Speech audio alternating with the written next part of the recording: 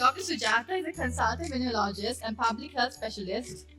She's a highly respected senior medical professional with qualifications including MBBS, MSc, and MD in community medicine, as well as a diploma in genitourinary medicine from London. She began her career in 1986 with National STD AIDS Control Program in Sri Lanka, eventually serving as a senior consultant immunologist and deputy director. Dr. Samarkun has led initiatives in HIV prevention and has been involved in national health program evaluations. In addition to her role at NSACP, Dr. Samarkun has held the presidency of the College of Community Physicians of Sri Lanka from 2009 to 2010 and has received specialized training in HIV medicine at esteemed institutions in Australia and the UK. She is currently a public health specialist at Deloitte for the Global Fund and serves as chairperson of the AIDS Foundation in Sri Lanka. Please welcome Dr. Sujata Samarkun.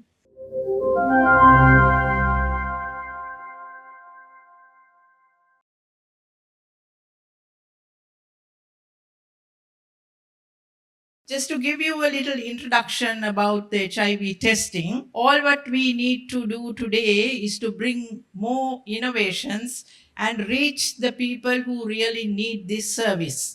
And as a result, Sri Lanka has introduced PrEP for HIV prevention, which is the use of an antiretroviral drug, which is recommended by the WHO, and there is good evidence to show that 86% of men who have had sex with men, they have been able to prevent HIV new infections. So with this new research finding, PrEP was launched right throughout the countries, and about 100 countries all over the world are using PrEP, including your own countries. The recent study was done in UK, the PROUD study, and then I'll introduce you to two more other studies. But what we in Sri Lanka want to impress upon you is that these are available right across the country in facilities as well as in the communities.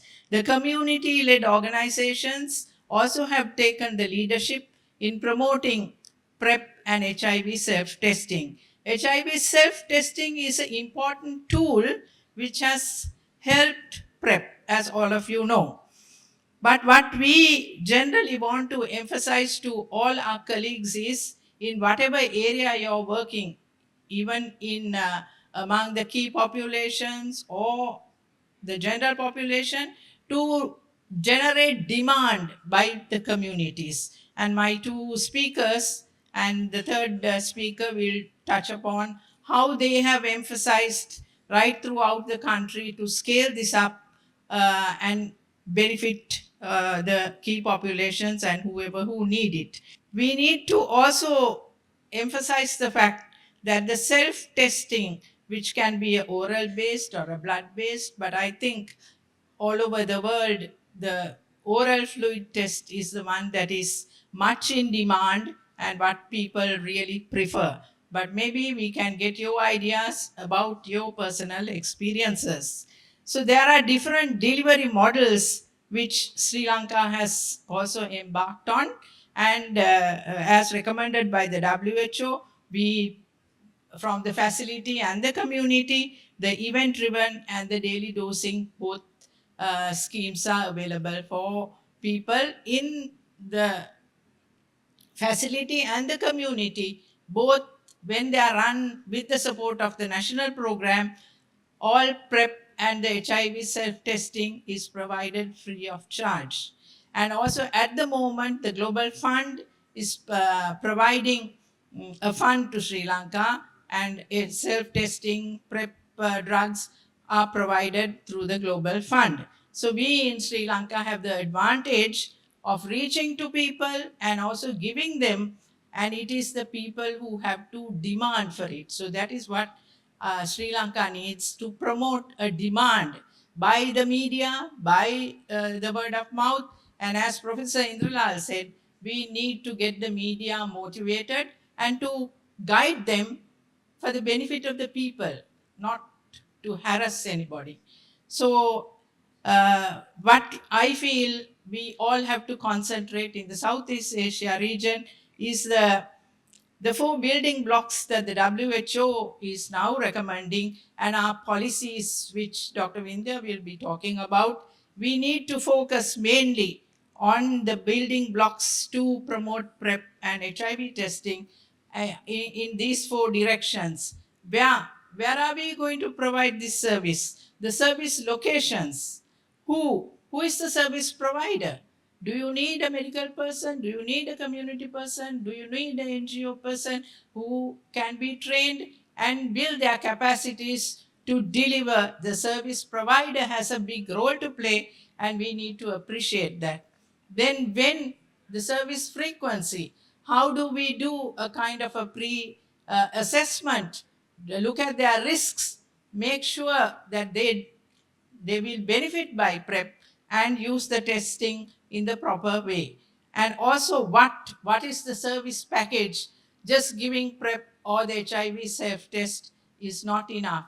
Today, we all know, and this lady quite correctly said, everything we need to see that there is a human rights approach. Is there a demand by the person? Does the individual need it?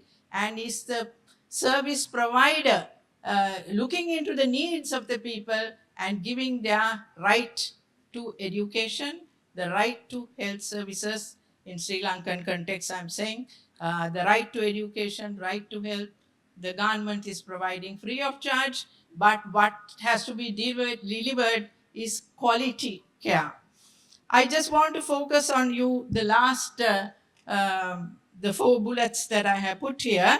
The latest BMJ, the 26th October BMJ, if you look at it, they are talking about the new drug which is called the lenacapavir, which can be given every 6 months, and it's an injectable preparation.